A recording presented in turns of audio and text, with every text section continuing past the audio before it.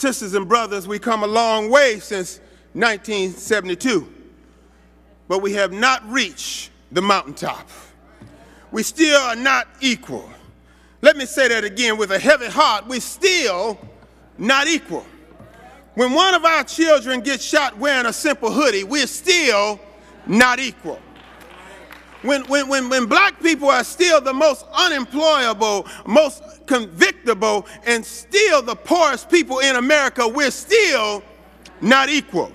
When 1 in 3 black men will still be locked up in jail or prison, we're still not equal. Let me repeat that. In 2013, 1 in 3 black men were sent to jail.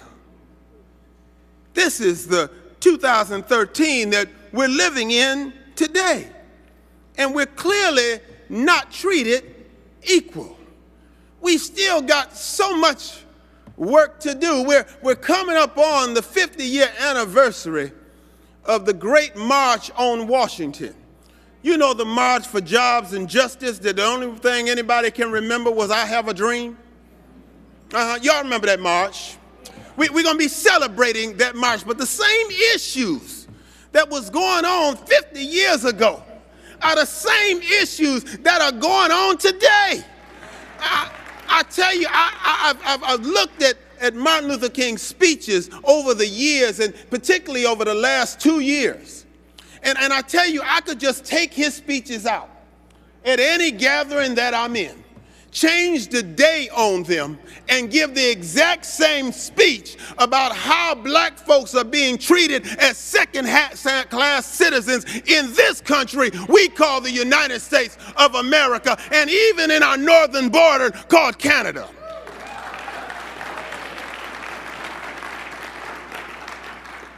Now, this is not to say that we haven't accomplished some pretty amazing things. In 2012, when the choices were a black man who wanted to provide health care to the poor and a millionaire who stated that he hated 47% of us, we went to door registering voters, walked miles reminding people to vote on election day, and educated people all over this country on what mattered most to us. You put on your walking shoes and attended forums. You hosted registration drives and even shuttled voters to the polling stations. You were everywhere doing everything to ensure that our needs, our interests, and our voices were heard on election day.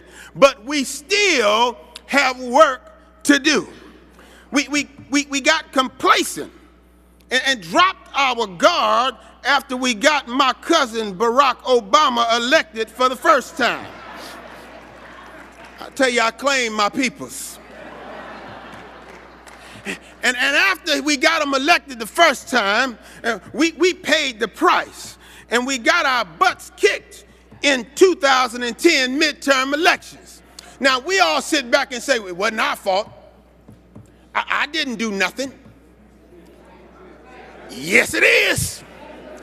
It's your fault, because you didn't do nothing. We got to hold folks accountable. We got another election coming up. We're going to take the opportunity in CBTU to start educating folks right now. When we leave this convention, we're going to start educating folks. When we leave this convention, we're going to start educating folks on how you mobilize folks, how you get them to the polls, how you get them registered. We ain't going to wait.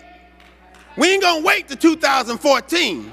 We got to start this year getting folks registered to vote early, getting them to vote in the midterm elections, because if what happened in 2010 happened in 2014, y'all man put the lights out and close it up.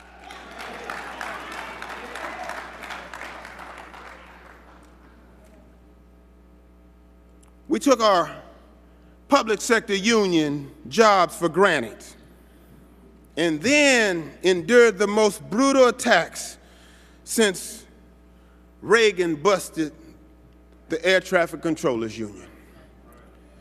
We've been under such attack since that 2010 election.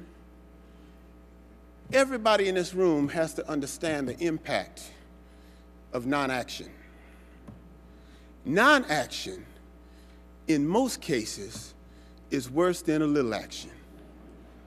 Okay? Non-action means you really don't care what's going to happen.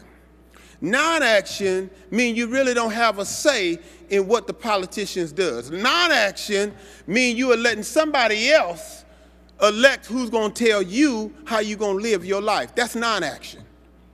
We got to give up on non-action.